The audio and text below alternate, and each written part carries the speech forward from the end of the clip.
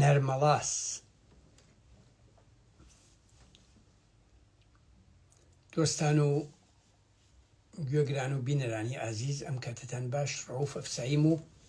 ئەم جارە لەم ڤیدیۆ دەنگیا لەسەر خاترە و بیرەوەری شەڕی نەرمەڵاسی حزبی دموکرات لە دژی کۆمەڵە باسەکەم لەژێر ناونیشانی نەرمەڵاس شەڕێک کە سیاسەتی شەڕخوازانەی حزبی دموکراتی کوردستانی ئێرانی بۆ سەر کۆمەڵە پوچەڵ کردەوە.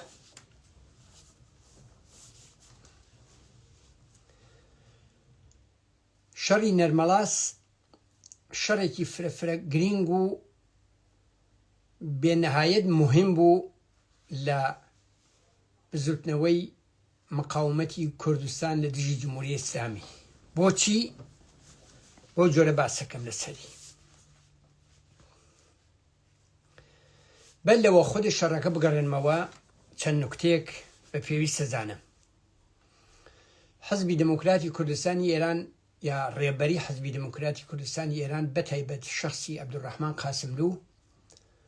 متاسفانە لە دەهەی 60 شەڕێکی تەحمیڵی و نەخوازراویان یا شەڕی سەراسەری یان بە کۆمەڵە تەحمیڵ کرد. شەڕی کۆمەڵ و دموکرات لە درێژەی هەمان سیاسەت بوو کە حزبی دموکراتی کوردستانی ئێران لە دوای انقلابی 1957 لە کوردستانە کە خۆی بە حزبی سەرەکی یا حزبی گەورە یا حزبی براگەورە لە کوردستان دائەنی پێوا بوو کوردستان مەڵکی حزبی دموکراتە و چون ئەو حزبە جێگە و پێگەی فرەتر هەیە و نەفوزی فرەتر هەیە و بە ئیسڵاح حزبێکە بۆ خودموختاری و ئەوانە شەڕەکە دەبێ ئەو یەکەتازی مەیدان بێت. ئەگەرچی حزبی دموکرات وەکە حزبێکی بۆرژوایی تر زیاتر شعاری بریقەدار ئەدەن، ئەو وەختە لە بیرمە شعاری سەرەکی حزبی دموکرات دموکراسی بۆ ئێران و خودموختاری بۆ کوردستان بوو، بەڵام لە عەمەڵە خاست و متاڵباتی دموکراتیک نوکە دەرزیە بۆ حزبی دموکرات ئەرزشی نەبوو. ئەوەی ئەرزشی بوو پاوانخوازی حزبی سەرەکی، حزبێکە لە قودرەتا بێ، هەمەکارە بێت، بە ئیسڵاح حزبی براگەورە بێت. وەلەو رابطاوە بۆ حزبی دموکراتی کوردستانی ئێران هەر لە سەرەتاکانەوە لە بزوتنەوەی مقاومەتی خەڵکی کوردستان لە دژی جمهوریە ئیسلامی ئەو قانونە، ئەو قانونمەندیە یا ئەو شتەکە دەبێت ئەحزابی سیاسی ئازاد بێت، دەبێ ئازادی بەیان وجودی بێت، دەبێ ئازادی فعالیەت و سیاسی بێ، ئازادی بیرۆڕا بێت، مافە سەرەتاییەکانی خەڵکی کوردستان دەبێ بپارێزێ. لە عەمەڵە هیچ کەم لەوانەی بەڕێوە نەوابرد. تەواو تەلاشی ئەوە بوو کە وەکو حزبێکی دەسەڵاتدار حزبێکی قودرەتمەند لە کوردستانە بەڕەسپێت بناسیە. هەر بۆیەکە لە عەمەڵە متاڵباتی دموکراتیک و ئەو شتانە کە بە مافی مرۆڤ و مافی ئینسان ڕەبتی هەیە سەرەتاییەکان وەک ئازادی بەیان، ئازادی ئەحزاب، ئازادی بیرۆڕا، ئازادی فعالیەتی سیاسی بۆ حزبی دموکرات یەک زەڕە ئەرزشی نەبوو. لە شعارە ئەیوت حزبێکی دموکراتین و ناوەکەیشی دموکراتە یا حزبێکین بۆ دموکراسی و عەداڵەت و ئەوانە تەلاشەکەی. هەر بۆیەکە هەر لە سەرەتاکانی فعالیەتیەوە حزبی دموکرات زیاتر بە دەستدرێژیکردن و بە قوڵدوری و ئەوانە سیاسەتەکانی ئەوردە بەرەوە. بەڵێ من ئەقرارەکەم ناگوفتە نەمێنێ حزبی دموکرات نفوز و پایگای خەڵکی بوو، بەڵام حزبێک شۆڕشگێر لە نەهایەتی وجودی پایگای حزبی نفوزیا دەبێ اتفاقاً ئەو شتانە ڕعایەت کە. ئەمە نیشانەدا کە فەرهەنگی ئازادی بەیان و فەرهەنگی متاڵباتی دموکراتیک لە جامعەیەکی دیکتاتۆر زەدە وەکو ئێران کە بۆ دەیان ساڵ لەلایەن حکوومەتی پادشایی پەهلەویەوە بەڕێوە ئەچوو دیکتاتۆری ڕزاخانی و محەممەد ڕزا و دواجاریش سەرکارهاتنی جمهوری ئیسلامی ئەو دیکتاتۆریە خەس و خەستر بوو دیارە حزبی دموکراتیش متەئەسرە لەو سیاسەتە لەم ڕابتا بوو بۆ ئەم بەشەی بەتایبەت لەسەر شەڕخوازی حزبی دموکرات فرێدرێژەی نەدەم لە ئیدامەی سیاسەتەکانی خۆیان حزبی دموکرات ئەم سیاسەتە بنەڕەتیەی کە ئەساسەن لە عەمەڵا شتێک بەناو دموکراسی و ڕعایەتی مافی دموکراتی کۆوانە لە چەندەی حزبی دموکراتان نەبوو بەڵام لە درێژەی خۆیشیە بە شرایەتی سەختتر لەباری نظامی لەباری حزوری جمهوری ئیسلامی لە کوردستان لەباری سەرکوتکەری سیاسەتەکانی جمهوری ئیسلامی لە کوردستان و لە گشت مهمتر مذاکرە و بەندوبەست و قسە و وتوێژی نهێنی لەگەڵ جمهوری ئیسلامی لە نەهایەتە حزبی دموکرات دوای بارەها شەڕ و لێدان و ئەوانە نەک لە کۆمەڵە پێشتر لە سازمانەکانی تر مەشهورە هەمومان بیستومانەوە هەمووتان بیستوتانە یا ئەو کەسانیان بیستووە بچن بە دوایە متەوەجە بن کە حزبی دموکرات لە تەواوی سازمانە سیاسیەکان زەربی نظامی وەشانوە حەمڵەی پیان کردووە لە مەقەڕی سازمانی پەیکار لە شاری بۆکان لە چریکە فەداییەکان لە تەواوی سازمانەکان و لە مەواردێکا لەگەڵ کۆمەڵیشە دەرگیرە بوو ئەمە یەک واقعیەتی ئەو دەورە بوو بەڵام لە درێژەی خۆیان لە درێژەی ئەم سیاسەتانە لە زستانی ئەگەر اشتبانەکەم زستانی 1962 بوو کە حزبی دموکرات لە درێژەی تعڕوزاتیە لە هەورامان زەربەیەکی غافڵگیرکننده و کاری لە کۆمەڵە ئەوە شوێنێک کە منجەروێ بە گیانلەدەستان و زەخمیکردنی دەیان کەس لە هێزەکانی کۆمەڵە ئەوە بوو کە ماوەیە توولانی تەلاش کردیا کە ئەم شەڕە بەری پێ بگیریێ و واقعیەتەکان ڕۆشنەوە بێتەوە هەیئەت دروست بوو لە مامۆستاشی ئازادین لە چریک فەدایی لە یەکێتی نیشتمانی بە کۆمەڵە و بە حزبی دموکراتەوە تاقیقات و ئەمداولە لە نەهایەتە لە بیرمانە ئەو قسە ڕێبەری حزبی دموکرات دای بەژێر هەموو شتێکا و ئەو قسە مەشهورەی عەبدوڕەحمانی قاسملوو کە شەق دەزانێ قۆناغ لەکوێیە عەمەڵەن نەچوە ژێری ڕعایەتکردنی قەواعەدی بازی لە کوردستانە و ئەمە بۆ بەعسەوە کۆمەڵە ئەو شتە تەحەموڵ نەکات و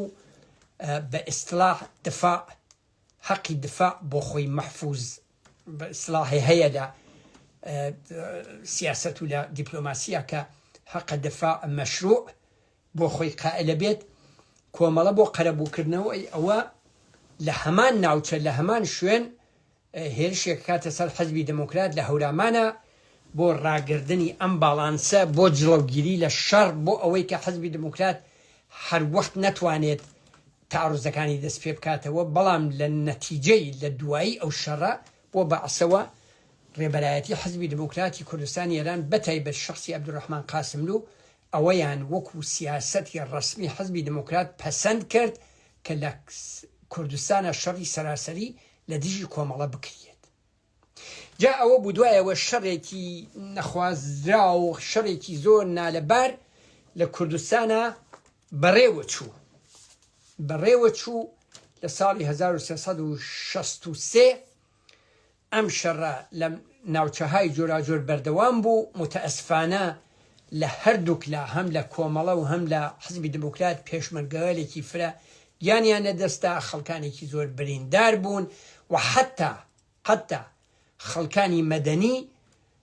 زەرورزیانیان لێکەوت چ لەبار ماڵی چ لەبار گیانی و ئەوانە بەڵام یەک واقعیەت بوو ئەویشەوە بوو کە خەڵکی کوردستان بە تەواوی ئەکسەریەتی قاتعی خەڵکی کوردستان ئەو شەڕیان پێخراو بوو پێ زیانبار بوو و بە درستی ئەو شەڕەیان لە قازانجی ڕژیمی جەنایەتکاری ئیسلامی کە خۆی ڕژیمێکی سەرکوتکەر و داگیرکەر لە کوردستانە بوو ئەرزیابی ئەکرد و سیاسەتی کۆمەڵە بە درستی نەک بەلەحاظە هەر بەلەحاظە پرەنسیپی نەک بەلەحاظە تاکتیکی بەلەحاظە پرەنسیپی ئەوە بوو هەر چ فرەتر لە تەبلیغات یا لە داخوازیەکان یا لە مراجعە بە خەڵک ئەوە بوو کە خەڵک لە کوردستانە فشار بێرن بۆ حزبی دموکرات کە ئاتەشبەس بکریە ئەم شەڕە متەوەقف بێ ئەم شەڕە درێژەی نەبێت و ئەم بوو ئەمانە گشت ئەمانە مەدرەک هەیە قەتنامەی ئاواییەکان قەتنامەی لە شارەکانە لە کۆڕ و کۆمەڵەکانە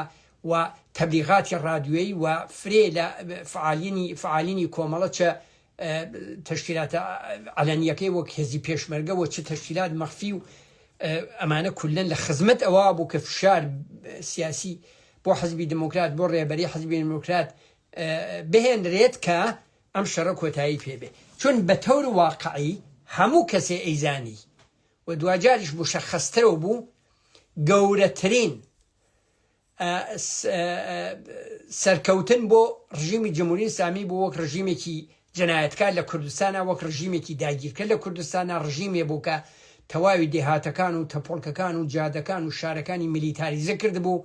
کردووی بە پادگانێکی گەورەی نظامی و ئیتفاقەن ئەم شەڕە دقیقاً بەشی عومدە لە شەڕەکە هەر بە تەوتەی جمهوری ئیسلامی ساز بوو و حەزبی دموکرات چوار نەعلی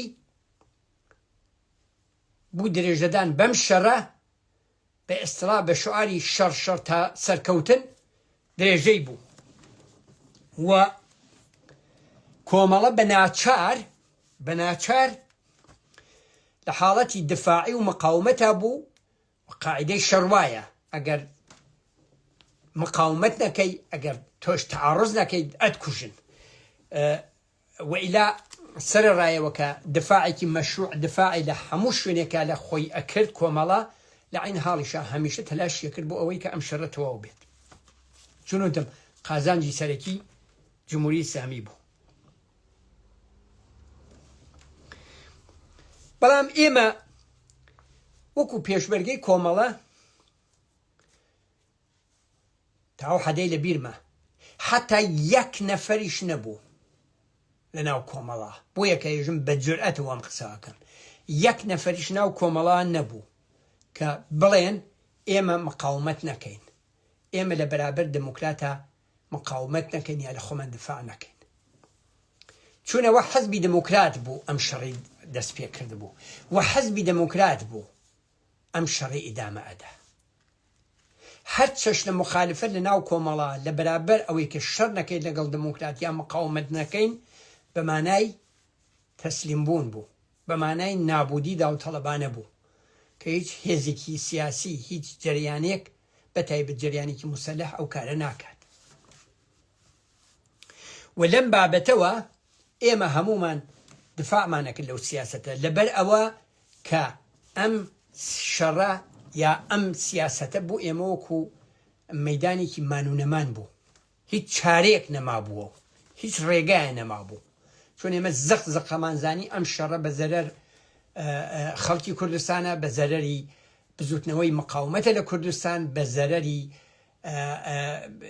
کۆمەڵەیە بە زەرەری خەڵکی زەحمەتکێشە و لەو لایشەوە 100% بە قازانجی جمهوری ئیسلامیە ئێمە قەتعا نەمانزانی حەزبی دموکرات موفق نابێ و هیچ قازانجێکی لێ ناوات بەڵام ئەو شەڕەمان کرد لەبەرەوە شەڕەکە ئەو مقاومەتمانە کرد لەبەرەوە شەڕەکە تەحمیلی بوو شەڕێکی دژی خەڵکی بوو شەڕێکی دژە شۆڕش بوو و لە عین حاڵە بۆ بزوتنەوەی مقاومەت بەعام لە کوردستانە و بەتایبەت بزوتنەوەی سۆسیالیستی و چەپ و ئازادی خوازی لە کوردستانە 100% زەرەری بوو هەر بۆ یەکە ئەو شەڕە کردیا عەلارەغم مێرخۆمان تەڵەفاتی فرەمان لێکەوت حەزبی دموکرات تەڵەفاتی لێکەوت بەڵام لێرا بە سەراحەتەوە بێژم مەسئولیەتی تەواوی ئەو شەڕە تەواوی ئەو تەڵەفاتە بەڕێبەری حەزبی دموکرات و شەخسی عەبدوڕەحمان قاسملوو بوو ئەم ڕۆژانە مەسەڵ لە میدیا لە مواردێکە خەڵکانی تێنێژن کۆمەڵە دموکراتیشە مازەرەتخوایی بکەن لە خەڵک چی و چی و ئەمانە بەڵێ ئەو مازەرەتخوایی پێویستە بەڵام لەلایەن ڕێبەری حەزبی دموکراتەوە نەک لەلایەن ڕێبەری کۆمەڵەوە لە مواردێکا تێتە بەرەوە خۆ بۆ ئەو کوشتانە دراوە بەڵێ بۆ ئەو کوشتانە دراوە جێی تەئەسف لە هەردووک لا بەڵام ئاخر ناکریە تۆ ئەنتزاری بێ قوربانیەکە دەبێ بێ مازەرەتخوایی بکە ئەو کەسە شەڕی دەست پێ کردووە دەبێ ئەو مازەرەتخوایی بکە و ئەو درێژەی ئەدا دەبێ ئەو مازەرەتخوایی بکە هەر بۆ یەکە من هیچ مازەرەتخوایی لایەن کۆمەڵەوە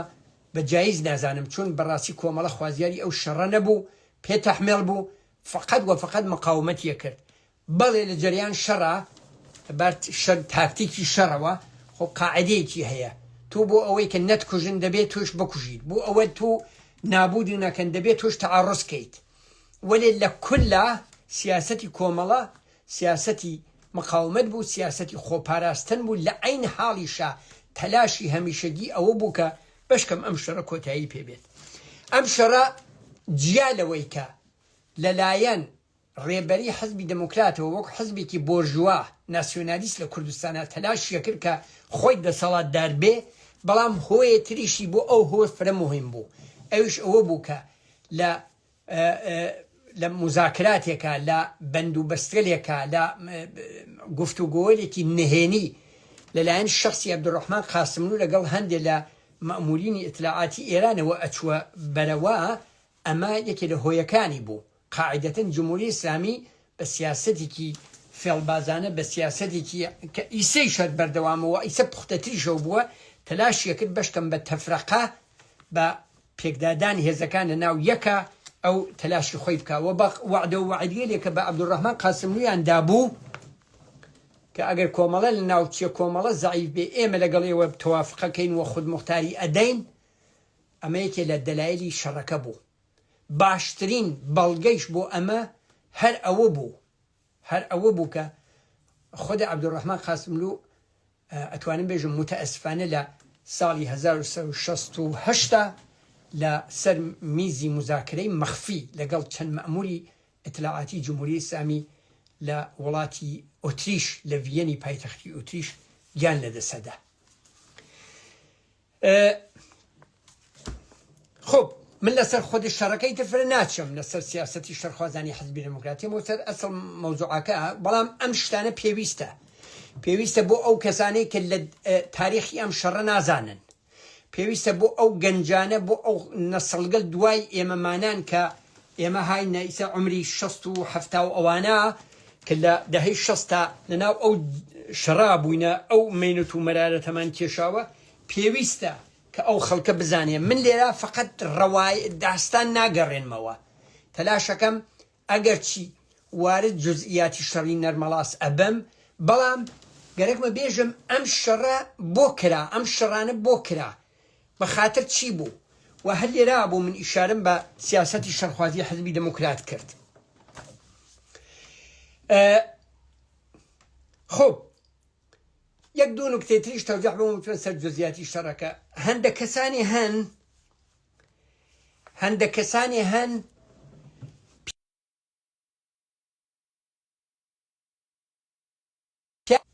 پیان ناخۆشە قاعدەتەن بەخاتر تەعەسسوبێکە بە گروهەکەی خۆیان حەزبەکەی خۆیان ئەفرادی خۆیانیان هەیە زۆر تەبیعیشە و بەڵام پیان ناخۆش ئەم قسانە ئەگەڕێتەوە و باسەکەن تەوجیهەکان ئەوەیە ئەڵێن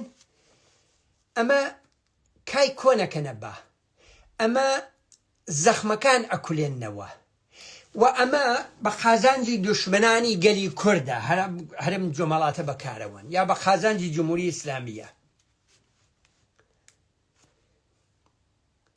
بەڵام ئەم دۆستانە یا متوجه ئەوە نینە متوجه هەن ئاگاهانە واکەن کە خودی شەڕەکە بە نەفعی جمهوری ئیسلامی بوو خودی شەڕەکە بە قازانجی جمهوری ئیسلامی بوو خودی شەڕەکە بە زەرەری خەڵکی کوردستان بوو و دەبێ ئەوش بزانن و هەموو کەسی ئەزانن ڕژیمی جەنایەتکاری ئیسلامی خۆی زۆر لەوە جەنایەتکارتر و گەندەڵتر و ئابڕوو ڕەفتەترە کە گەڕانەوەی ئەم تاریخە واقعیە بە نەفعی ئەو بێت جمهوری ئیسلامی خۆی هەمیشە هە لە حاڵی مەرگە وەزعی باش نییە سیاسەتی باش نییە ئابڕووی باش نییە تاریخی باش نییە ئەمانە تەوجیهە بەڵام گەڕانەوەی ئەم ڕووداوە تاریخیانە زۆر پێویستە گەڕانەوەی تاریخ ئەسەن بەشێکە لە زندگی ئینسان بەبێ تاریخ ئینسان معنای نییە هۆڤیەتی نییە ناکرێت بەڵام ئەوەش بزانین کە لە فرێمەوەدا جعلی تاریخە کردیە تاریخ بە درۆ ئەگەڕێنێتەوە و سعیەکەن ئەسەن فەرامۆشی بۆ وجود بێرن نە ئەبەخشین و نە فەرامۆشەکەین شعارێکی جالبە یعنی گەڕانەوەی واقعیەتەکان گەڕانەوەی تاریخ و ئەمە بۆ من بۆ شخصی من فرە مهمە بۆچی بۆ ئەوەی ئەو ڕووداوانە ڕوویداوەوە خۆی بگەڕێتەوە تەجروبێ بنیرێتە اختیار نەسڵهای بعدی بەڵام لەوە مهمتر ئەوەیەکە بە گەڕانەوەی ئەم واقعیاتە بەرگری بکردێ لە شەڕهای داهاتوو لە شەڕگەلێکی تر ئابەم شتە تەحمێڵە بێ بەڵام هەزار قات لەو دوو دەلیلە مهمتر بۆ من ئەوەیە لەو شەڕانە ڕەزمەندەوەلێک ئینسانهای فەداکار پێشمەرگەوەلێکی کۆمۆنیست پێشمەرگەوەلێکی فەداکار گیانیان لە دەستاوە لە دەورانی عمری نەوجەوانی و جوانیە دەبێ یاد لەم عەزیزانە بکرێتەوە دەبێ افتخاریان پێ بکەین دەبێ یادیان بەرز و بەڕێز ڕاگرین ئەم عەزیزانە بە گیانی خۆیان بە زندگی خۆیان لە بەرابەر زڵم و زۆرێکە لە بەرابەر ناحەقیەکە مقاومەتیان کرد ڕێزگرن لە یادی ئەم عەزیزانە ناوبردنیان ناولێبردنیان و پیان بێژین درود بەر وجدانتان درود بەر شەهامەتتان ئێوە کەسانێ بوون لە وەختی خۆیان بە خوێنی خۆتان توانیتان دفاع لە مافە سەرەتاییەکانی خەڵکی زەحمەتکێش دفاع لە ئازادی بەیان دفاع لە ئازادی ئەحزاب دفاع لە بیرۆڕا بکەن ڕێزگردن و ناوبردن لەم عەزیزانە مهمترین شتێکە ئێمەمانان کە هاوسەنگەریان بووین و ئیسە زنوین دەبێ باسی بکەین مهمە نوکتەیە تریش هەیە خەڵکانێکی تر زاهرە خۆیان بێتەرف نیشانەدەن یا عمومی خۆیان بە دڵسۆز دەزانن کە من زیاتر پیان ێژم ڕیش چەرمووەکان ئەمانە معموڵەن بە حاڵەتی گلەییکردن و ئەمانە مەترەحەکەن کە ئەمانە باس نەکەین ئەمە اختلاف بە وجود تێرێ مشکل بە وجود تێرێ ئەمانیش اشتباعەکەن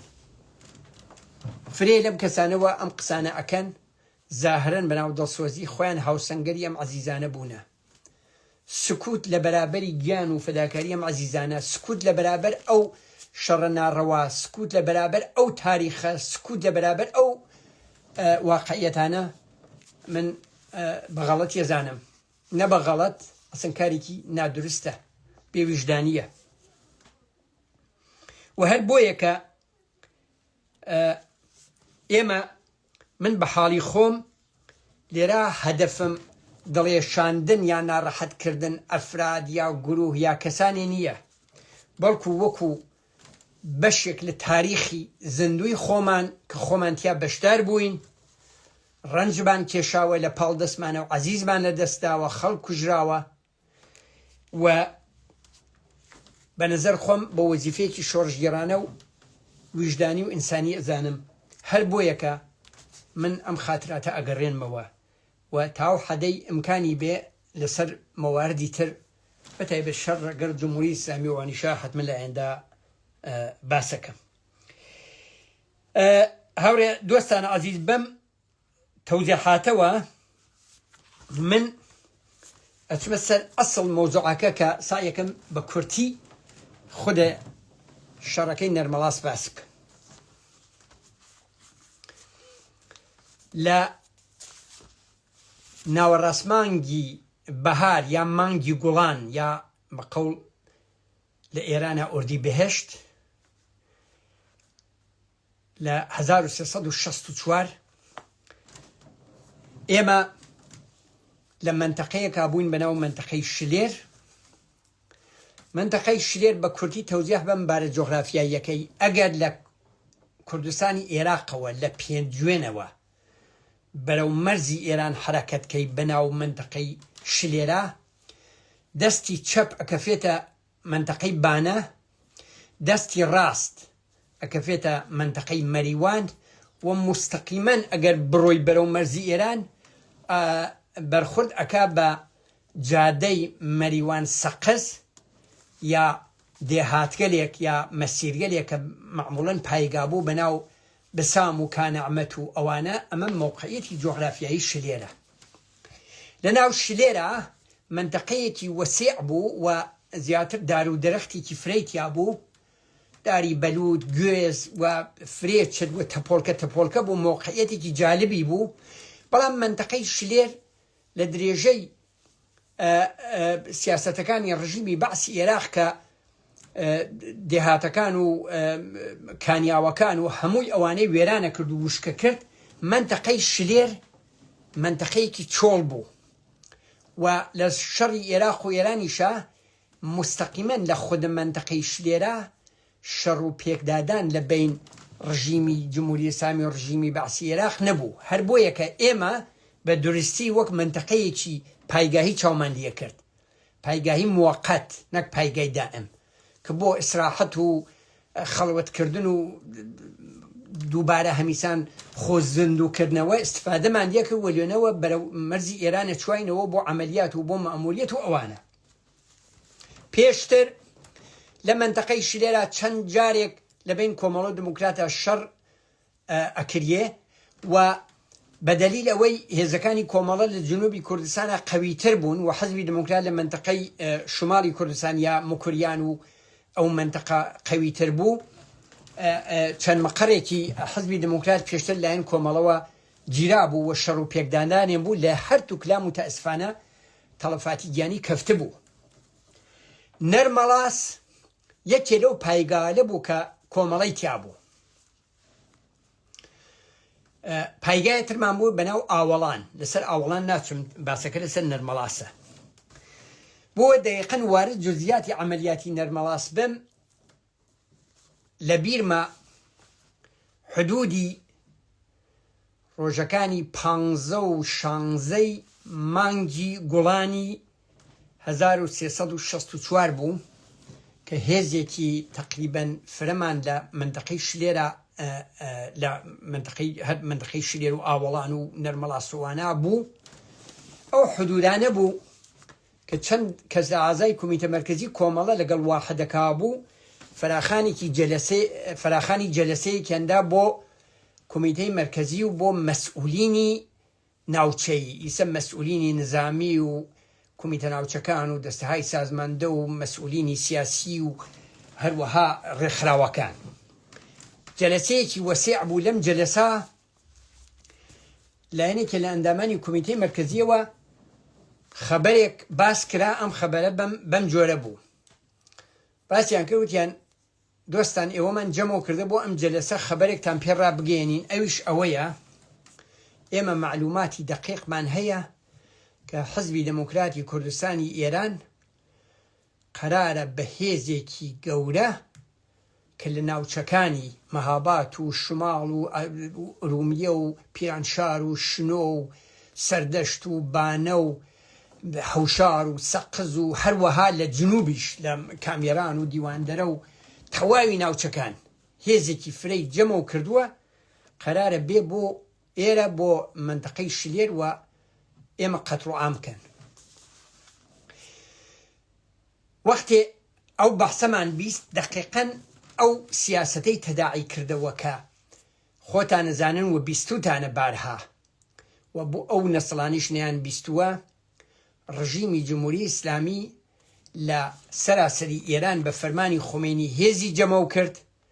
دەستوریدا بە ئەرتەش و سپای پاسداران و ژاندارمەری و بەسیج و ئەوەی ئەتوانی ئەسلحە هەڵگرێ لە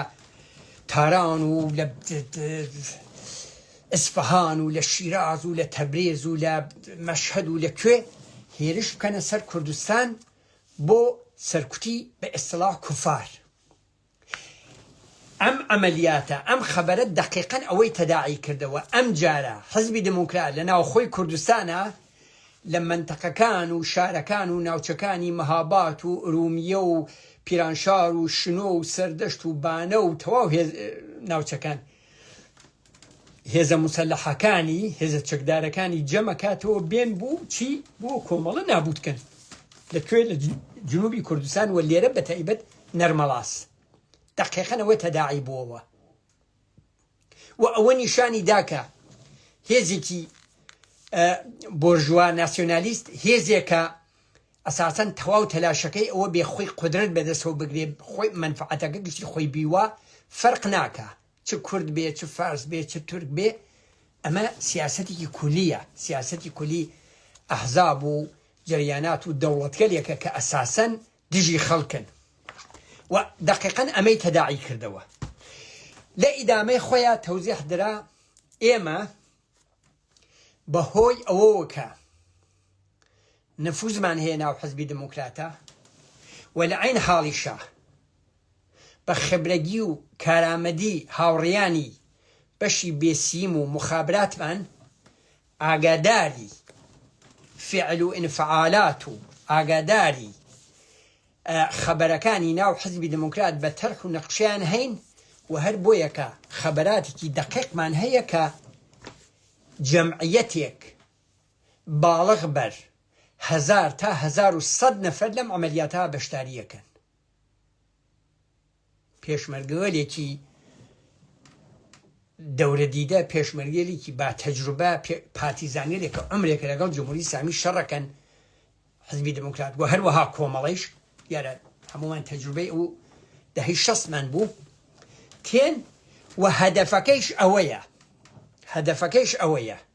تەرحی سیاسی و عملیاتی ناوخۆی ڕەهبەری حزبی دموکرات ئەوەیە لە درێژەی 1 ساڵ و چەند مانگ شەڕ ئەگەر ئەوان بتوانن بەم عملیاتە ئێمە لە جنوبی کوردستانە زەربەیەکی کاری لە کۆمەڵە لە جنوبی کوردستانە بن عەمەڵان حزبی دموکرات سەرکەوتووی ئەو شەڕەیە و عەمەڵەن کۆمەڵە نابوو دەکا بە گوێرەی تەحلیلی ئەو وەختەیان کامەڵەن دروست بوو وەک تەحلیل ئەگەر حزبی دموکرات موفق بووایە ئەو هێزەی ئێمەی لە جنوب کوردستانە لە بین بوردایە نابودی کردایە حزبی دموکرات بە تەواوی موفق بوو بەڵام حزبی دموکرات لە تەحلیلەکەیە 100%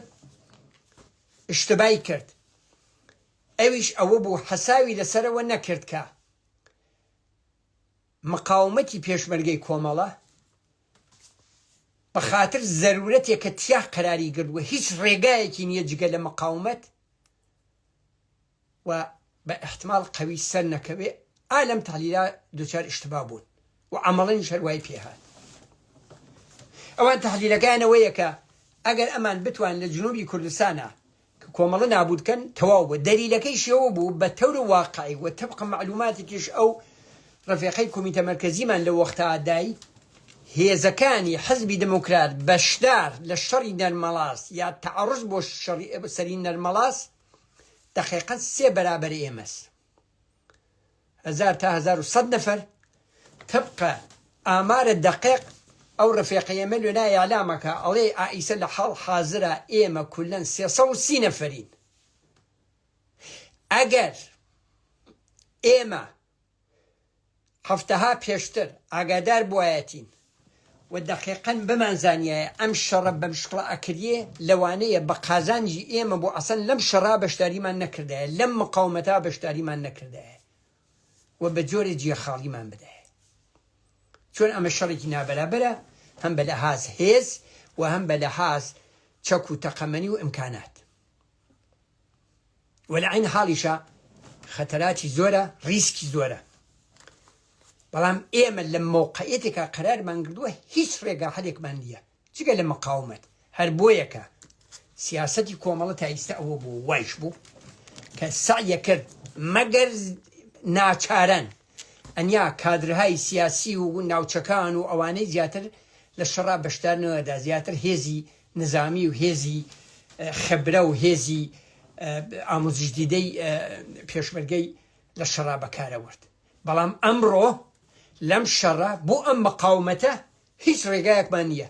دەبێ هەمومان لەم شەڕا بەشدار بین و هەمومان لە بەرابەری ئەم تەعەڕوزە مقاومەت بکەین و شەڕ بکەین و بێسینەوە لە بیرمە هەموو جەماعەت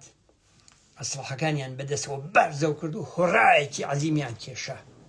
یعنی هەموو کە زیاتریان لەوێ کادرهای تشکیلاتی و ڕێکخراوی و سیاسی و ناوچەکان بوون لەم حرەکەتە لەم ئیعلامە ئیعلامی پشتیوانیان کرد یان قەتعەن شەڕەکەین چون شەڕەکە ناڕەوایە شەڕەکە غیرواقعیە بەڵام مقاومەتەکەین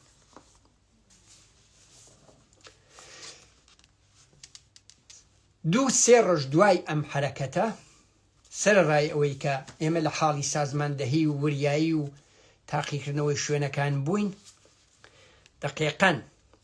لە هەژدەی مانگی دووی بەهاری 1364 یا هەژدەی گوڵانی 1364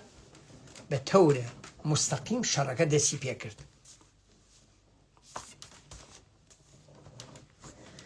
لە بیرم تێت بەر لە شەڕەکە بەرە بەیانیەک بەل ینی ڕۆژی حەڤدەهەم تقریبان چەند سەعاتێ بەلە ئەسڵ شەڕەکە چەندانە لە هاوڕیانمان بەداخەوە هاوڕەیەکمان بەناو محەممەد ڕەحیم ساڵحی ناسراو بە ڕەحیمۆف 2000 قسەیە لەسەری ئەەکەم لەگەڵ هاوڕەیەکی تر لە ئەو لای نەرمەڵاسەوە بەرەو مەرزی عێراق یا بەرەو مەریوان لە حاڵی نەگابانی و گەشت زەنیا ئەبن ئەکەفرە کەمینی حەزبی دموکراتەوە و ئەو دوو هاوڕێمانە لەوێ گیانیان لەدەسەدەن و لە بەرەبەیانی ڕۆژی هەژدەی گوڵان شەوەکەی سەعاتی 2-3 بە هێرشکردنی حەزبی دموکرات بەسەر ئۆردوگای نەرمەڵاس و بەتایبەت پایگایەکە لەم تەسویراکە دامناوە کوچکە ڕەشێ هەیە لەو کوچکە ڕەشە پایگایەکی حفاظەتی بوو بەبێ تەعەڕوزە کردیێ و متەئەسفانە ڕفێقەکان ئێمە لەوێ غافڵگیرە بن و چەند کەسیان گیانیان لەدەسەدەن و پایگاکە ئەگرن. لەو پایگا هاوڕێی خۆشەویستمان کەریم ئەمانی کەریم بزۆش کە پێشمەرگەیەکی زۆر فەداکار فەرماندەیەکی زۆر کاردان بوو لەو وەختە مەعاونی فەرماندەهی گوردانی ئارێز بوو ئەو یەک دوزان لە هاوڕیانی تر لەوێ گیان بەختەکەن و وەختێک فەرماندەهی کۆمەڵە ئاگادارە بێت ئەووەڵین ئیقدامیان ئەوەیە ئەڵێن بە هەر قیمەتێ بۆی ئێمە دەبێ ئەو پایگا بگرینەوە ئەوە پایگاکە بۆ گیراوە لە ناو دۆڵەکەشە لە عەکسەکە دیارە لێرە دەقیقەن ئۆردوگاکە لەوێ ئابێت و دیارە هاوڕیانی تر لە شوێنەکانی تر لە مەسیرەکانی تر پێشتر لە حاڵەتی کەمین و ئەوانە بوون ئامادەگی بوو لەو بەشا بەڵام ئەو نوقتە حمڵەی پێ ئەکردیەوە غافڵگیرە کردیەوە و پایگا گیریە بە تەشخیص و بە دەستوری فەرماندەهانی کاردانی کۆمەڵە لەو وەختە تەعەڕوزە کردێت چەند واحدێک و لە ماوەیەکی کورتە پایگاکە لە حەزبی دموکرات ئەسەنەوە حەزبی دموکرات تەلەفات و زەخمی ئەبێت و پایگاکە ئەگرنەوە و لەوێەوە بوو شەڕەکە لە سەطحی وەسیعە دەستی پێکرد. دوو جبهەی ئەسڵی لە شەڕەکە بوو یەکی بان بەرزاییەکانی نەرمەڵاس بۆ ڕشتە کێفێ بوو و بەشێ تریشی لە مەسیری بەرەو مەرزی ئێران بەرەو جادەی سەقەز مەریوان یا بە ئیسڵاح سێف و بۆردەمە ئەوەش جبهەیە تر بوو کە جبهەیەکی وەسیع بۆ حەزبی دموکرات لەو بەنتەقەوە هجومی هێنا بوو طبق معلوماتی بوومان کە ئەهاتن ئەوڵ تێنە منتەقەی بانە لێنەوە تێنە منتەقەی سێف و بۆردەمە لێنەوە هجومیان کرد بەخش عمدەی شەڕەکە لە دوو جبهە بوو دیارە لە نقاتێکی تریشە حاڵەتی کەمین و نگابانی ئەوانە بوو بەڵام بەش عمدەی شەڕەکە ئەوێ بوو. من لە بیرم چوو ئەوەش بێژم هێزەکانی حەزبی دموکرات ئەو جەمعیەتە وەسیعەکە هاتوون بۆ نابودی کۆمەڵە بە فەرماندەهی سەرگورد کەریمە عەلیار بوو. کەریمە عەلیار کاتی خۆی لەناو ئەرتەشی شا ئەبێت و دوجار لە دەورانی دوای ئینقلابی 57 ملحەقەوێ بە حەزبی دموکرات و دیارە کەسێکی نظامی بوو فەرماندە بوو سەرگورد بوو و ئەو فەرماندەی هێزەکانی حەزبی دموکراتە. من لێرە ناتوانم دقیقاً بچمە ناو جزئیاتی جبهەکان و سەنگەر بە سەنگرەوانە بە دەلیلەوە من لە هەموو شوێنەکە حزورم نەبووە من وەکو فرێ لە هاوڕیانی تر لەسەر بەرزاییەکانی نەرمەڵاس بووین ئەوەی بە چاو خۆمەمدی ئەوەی کونجکاوی مەکرد ئەوەی هاوڕیانی تر گوزاریشیانەدا ئاگادار ئەم شتانە هەم بەڵام قاعیدەتەن من لێرە ناتوان بچمە ناو جزئیاتی سەنگەر بە سەنگەر یا شوێنەکان جا ئەمە مەجالێک بازەکە ڕێگایە بازەکە بوو فرێ لەو هاوڕیانە کە لەو شەڕا بەشدار بوونە ئەوانش خاترات خۆیان بنووسن یا بەشکل ڤیدیۆیی بڵاوی بکەنەوە و جزئیاتی فرەتر باس بکەن. بەڵام ئاگادارم کە لەوێوە شەڕەکە دەستی پێکرد شەڕی تر گەرم بوو شەڕ گەرم بوو بە شدەت شەڕی تەن بە تەن سەنگەر بە سەنگەر نارنجەک ئەوەیش بێژم کە ئەو هاوڕێی کۆمیتە مەرکەزی کە لە جەلەسەکە ڕایگەیان یەکێ لە نیگەرانیەکانی کۆمەڵە جیا لە کەمبوودی نیرو لە مقایسەتە حەزبی دموکراتە کەمبوودی موهمات و فیشەک و تەقەمەنیشمان بوو یەکێ لە مولاحەزاتی فەرماندەکانی کۆمەڵە ئەوە بوو کە ئەشێ ئستفادە لە چەک و تەقەمەنی زۆر زۆر حەساو شدە بکریە و ئەوە جێی نیگەرانی ئێمەش بوو بە دەلیل ئەوەی وەختەکە کەم بوو یا بە هەر دەلیلێ ئێمە چەک و تەقەمەنی زۆرمان نەبوو ئەشیا زۆر بە قەول کوردی پێخۆری پێوە بکریایە خۆ بلەخەرە شەڕەکە لەوێ گەرمە بێ سەعاتها درێژەی ئەبێ متەئەسفانە تەڵەفات و ینی کوشتە و زەخمی ئەبێت لە هەردووکلا لە کۆمەڵە لە دموکرات تەڵەفاتە بێ و بۆ ماوەی چەند سەعات لەو جبهانە بە تەورە ڕوتین شەڕ هالە ئارا و دوای نیمەڕۆک بەرەو عەسر ئێمە متەوەجە ئەبین گزاریش هاوڕێیان فەرماندەهانە مەیدانی و ئاگادارکردنەوە متەوەجە ئەبین کە حەزبی دموکرات خەریکە لە جبهەیەکە حالە حاڵ پاشەکشیە بە خاتر مقاومەتی گیانانەی پێشمەرگەی کۆمەڵە و ئەوە ئەوێتە بەعەسەوە کە پێشمەرگەکانی کۆمەڵە تەجدید سازمانێکی ترەکەن بە ڕۆحیەکی باشترەوە بە ئومیدێکی باشترەوە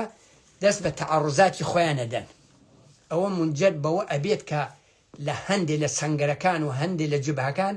حەزبی دموکرات پاشەکشێ بکات تبقە خەبەراتی ئەو وەختە ئەوەی بە حافزەی من ئیجازە ئەداوە لە بیرمە فرێچتم لە بیرە من حافزم زۆر باشە و قسە و باسێکە هاوڕێیانی مەیدانی فەرماندەکان پێشمەرەکان ترەیان گەڕانەوە ئەوێتە بەعەسەوە کە خۆیان شاهدە بن کە حەزبی دموکرات تەڵەفاتی گیانی لێ ئەکەفێ فرێکیان بریندارە بوون و تەعدادێکی زۆریان بەرەو مەرز بەرەو پایگاکانی جمهوری ئیسلامی ڕائەکەن و بۆی کە خۆیان تەحویڵ بن شاید بە دەلیل فشار شەڕەکە لەلایەتیش و عەسەن بە دەلیلی ئەوەی کە متەوەجە بن ئەم شەڕە عەسەن شەڕێکی غەڵەتە ئەمە بووە بەعەسەوە کە هەرچ فرەتر حەزبی دموکرات دووچار زەعفەوێ پاشەکشێەکە و پێشمەرگەی کۆمەڵە بەرەو بەرترە چێت گزارشی لەحزە بە لەحزەی جبهەکان بۆ پشتی جبهە بۆ هاوڕێیانی تر و ئاگادارکردنەوەی هاوڕێیان ئەوێتە بەعەسەوە هەرچ فرەتر پێشمەرگەی کۆمەڵە لەبار ڕۆحی زاڵە بێ و حەزبی دموکرات بەرەو عەقەبنشینی ینی بەرەو عەقەبنشینیان پێتەحمێڵەکەن و لە نەهایەتە عەسرێکی دێر هێشتا غروب نییە حەزبی دموکرات ناچارەوێ هێزەکانی بکێشێتەوە بەرەو دووە من لێرە من نوکتەی بێژم کە بۆ من زۆر جەنبەی شخصی هەیە زۆر حەساسم جەنبەی عاتفی هەیە لە دەوروبەری نیمەڕۆوا بوو لە گەرمەی شەڕەکە لەبان بەرزاییەکانی نەرمەڵاست لەو دیەوە و ئێمە لەو جبها بووین دانێ لە ڕفێخەکان فەرماندەیەکی نظامی مەیدانی بوو گشتبانێک فەرماندەی دەسە بوو یا فەرماندەی پەل بوو قاوی لەبن کەوتی فلانە کەس بەشکەم حەجوڕێ خۆت بگەینیتە من خۆم گەیان پێی وتی بەداخەوە ئەو ڕفێقەمان بریندارە بریندەکەیشی سەنگینە بەشکەم تو بتوانی بیوێتە دواوە وەختێ وتم چییە وتی بەداخەوە هاوڕێ عابدین ئیبراهیمیە هاوڕێ عابدین ئیبراهیمی خەڵکی شاری سنە بوو هەر لە سەرەتاکانی پێشمەرگایەتیەوە لە ناوچەی دیواندەرە بوو من لە 1360 کە عەلەنەن چوومە ڕیزی پێشمەرگەکانی کۆمەڵە لە وەختەوە عابدینم ئەناسی عابدین تا بێژی ئەنسانێکی جەسوور پێشمەرگەیەکی ڕەزمەندە فەداکار کارزان لە دەیان و سەدان دانشەر بەرعەلی جمهوری ئیسلامی شەڕی کردبوو عابدین لە بیرمە چەند ڕۆژ بەرەو ساتر عابدین ئەسڵ قەرار بوو زۆر داوطەڵەبانە و زۆر سەمیمانە و زۆر خۆشەویستانە ئیعلامی کردوتی هیتر من ئەگەر چوینەوە سەرەوە چوونەوە ئوردوگاوەمانە من گەرەکمە چەکدانم ناو کۆمەڵان نەمێنم ئەمانە واقعیاتێکە ئێژم و لەوێ بوو وەکو هەمڕاه لەگەڵمان نابوو وەلێ وەختی دوایی متوجه بوو ئەمەش حەزبی دموکرات هێرشەکە خۆی ئەعلامەکە بە مەسئولین ئێژێ من لەم شەڕا بەشداریەکەم من ناتوانم فەقەت لە جبهەوە بێسم لە شەڕەکە بەشداریەکەم بەداخەوە عابدینی ئیبراهیمی فەداکار لەو شەڕا لەوێ بریندارە بێت وەختێ چونە وەختی بینیم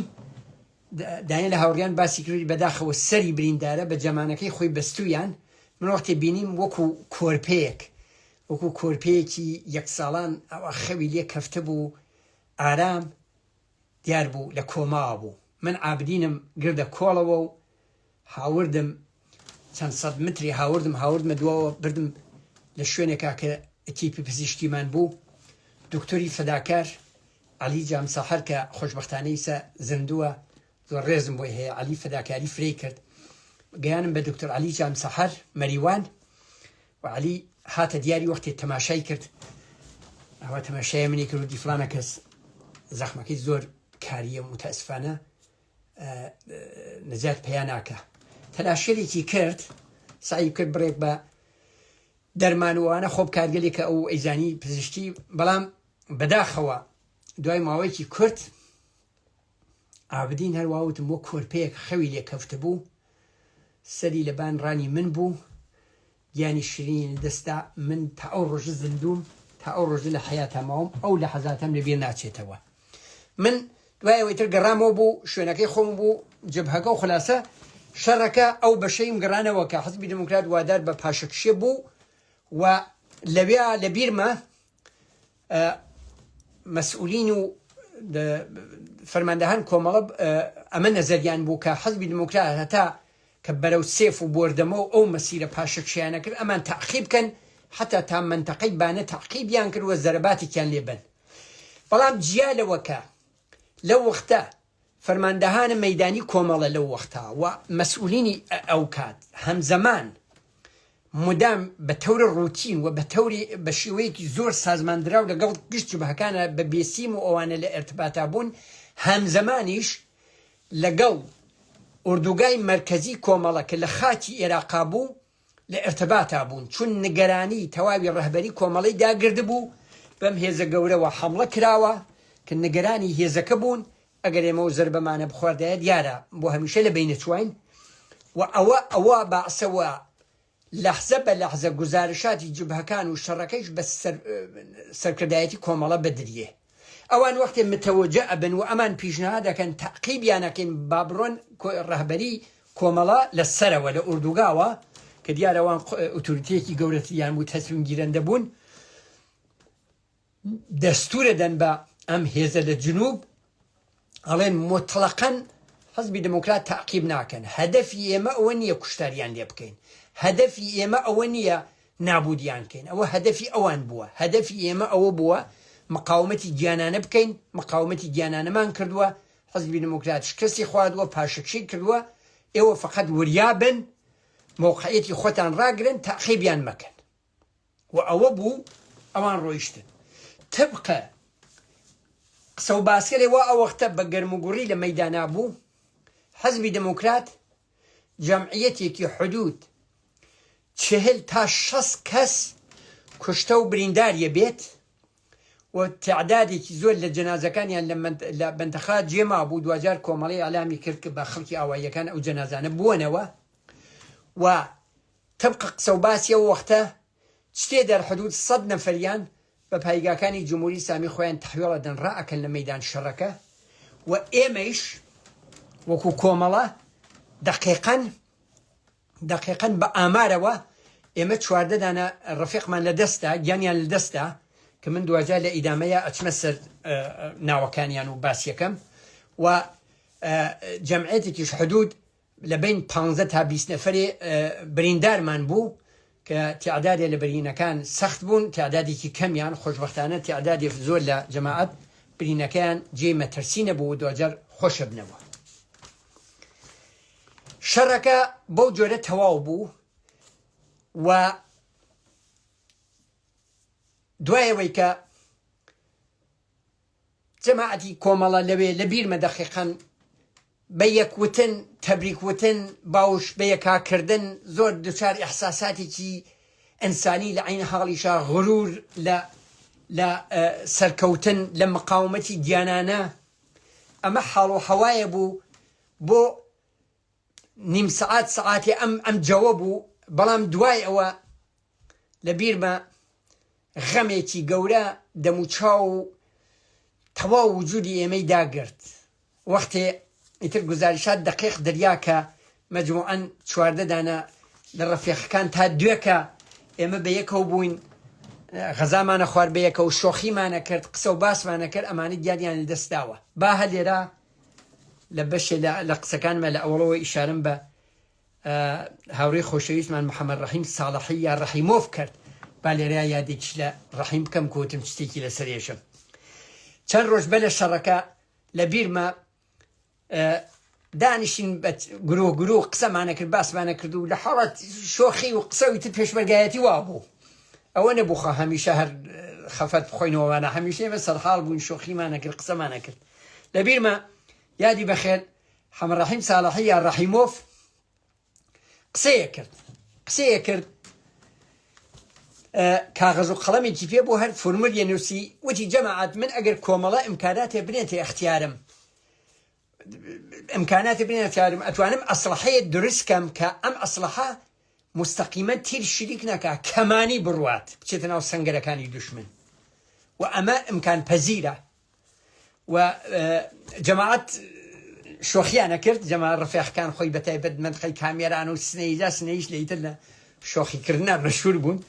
شۆخیانە کرد و سەریان یاسەری و مەسخرەیانە کرد و ئەمانە حاڵەی تر ڕەفیق بوون بە یەکەوە دوایەوە ڕەحیم هەر ئەینووسی فۆرمولی ڕیاضیە نووسی ئەودا ئەمە نەتیجەکەی ئیمکانات بێ من تەبقە ئەم فۆرمولە ئەمە دروستەکەم جەماعەت قسەیانەکە یەکۆ من مات و مەبهوت تەماشام کرد ڕەحیم مەکردیم کاریگەری عەجیب و غەریبەکە لە ئەوەی لە دەوران دەبیرستانە بوو من دەبیرستانم تەواو نەکرد مەجبورن ڕابکەینە دەرەوە علاقەم بە ماتماتیکیش بۆ کەمێکم لێ ئەزانی بە ئاعترازەوە بە جەماعەت تەعەڕوزێکم کرد جەماعەت وتم با بەوە چییە بۆ ڕەحیم مەسخەرەکەن و قسە ئەکەن و شۆخیەکەن و ئەم لاولا ئێمە ئەقڵمان پێ ناشکێ ڕەحیم دانیشمەندە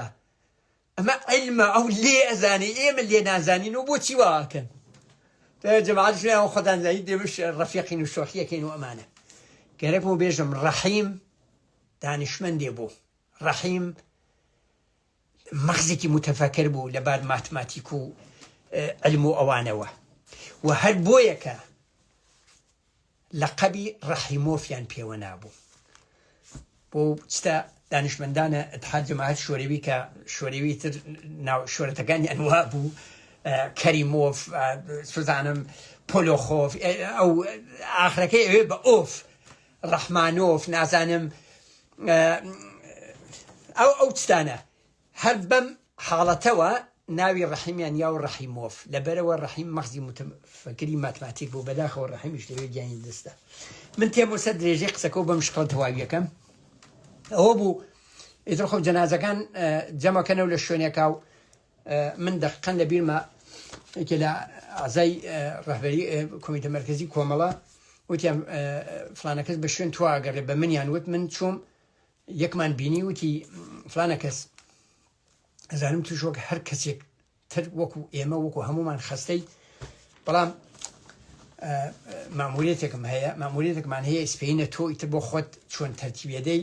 زانم چیەکەی وتم فەرمو چییە وتی ئەتکەینە مەسئولی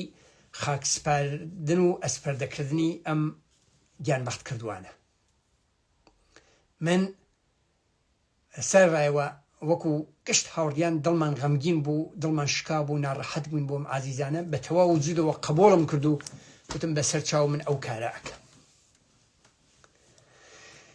من هاتم بیرم کردەوە وتم خۆ ئیسە گشتی لە شەڕا بووە 24 ساعتە هەموو دەرگیرین من تەسمیمێکم گرت با تۆجبۆی کە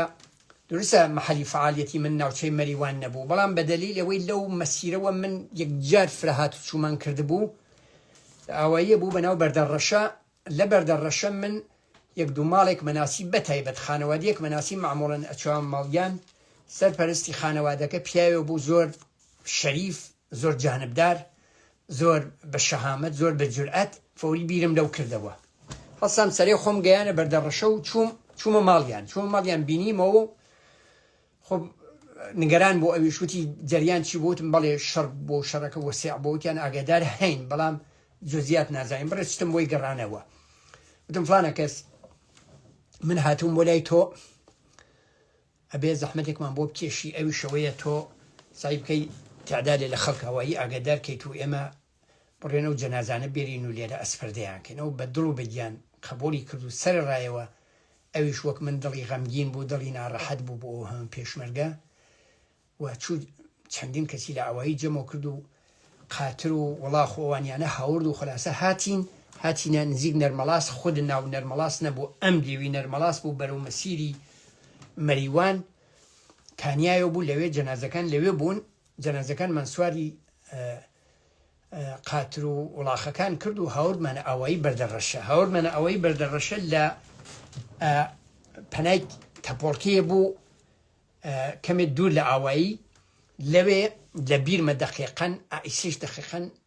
موو بە موو شوێنەکەم لە بیرە قەورێکی دەسەجەمیم یانیانی بەڕزنەوە 14 دانە قەورمان هەڵکەند و ئێمە بەدڵێکی غەمگینەوە کە من خۆم سەرپەرستی گروپەکە بووم، بە یارمەتی و فەداکاری و زەحمەتی خەڵکی باوجدان و خۆشەویست و زەحمەتکێشی ئاوایی بەردەڕەشە جەنازەکانمان ئەسپەردەی خاک کرد. ئەم خۆشەویستانە کە لە شەڕی نەرمەڵاسا گیانیان لە دەستا و لە ئاوایی بەردەڕەشە ئەسپەردەی خاکیانمان کرد، بە تەرتیب ئەم کەسانە بوون: کەریم ئەمانی یەک، کەریم ئەمانی ناسراو بە کەریم بزۆش 22 ساڵە، کەریم مرۆوەتی ناسراو بە کەریم تەختە 21 ساڵە، محەممەد یەزدیان دکتۆر تەقی کرماشان 27 ساڵە، محەممەد ئەمین شێخی ئەمین وزمان 22 ساڵە، محەممەد ڕەحیم ساڵحی ناسراو بە ڕەحیمۆف 25 ساڵە، محەممەد هادی قورقی حەمەسوور 24 ساڵە، فاروق قوربانی ناسراو بە فاروق بزۆش کامێران 18 ساڵە، سەلاح ئەحمەدی سەلاح نەوەڕە 22 ساڵە، عابدین ئیبراهیمی 23 ساڵە، جەمال کوردی جەمال ئەوێهەنگ 22 ساڵە، تۆفێق ئەحمەدی 21 ساڵە، ئەمین ئیمام قولی فواد مامۆخ 20 ساڵە، موسا سعیدی موسا ئەوێهەنگ 21 ساڵە، عەبدوڵڵا محەممەدی وریا عەباساوە 21 ساڵە. ئەم چواردە پێشمەرگە ڕەزمەندە، ئەم چواردە کۆمونیستە تێکۆشەرە، ئەم چواردە قارەمانە لەو شەڕی نەرمەڵاسە گیانیان لە دەستا و دوای دەقیقەن 40 ساڵ لەم ڤیدیۆە من یادیان لێ ئەکەمەوە. هەزاران جار یادتان بەرز و بەڕێز بێ ئازیزان، هاوسەنگەرانی خۆشەویستم کە هەمووتان لە تەمەنی 18 ساڵ تا 27 ساڵ زڵمێکی گەورەیە. گیانی ئازیزتان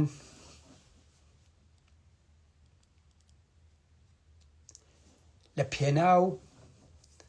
ئازادی و بەرابەری، لە پێناو سۆسیالیزم، لە پێناو مافە سەرەتاییەکانی خەڵکی زەحمەتکێش لە کوردستان، لە پێناو ئارمان و عەقایدێکە خۆتان معتەقد بوون پێی، لە پێناو ئەوەی کە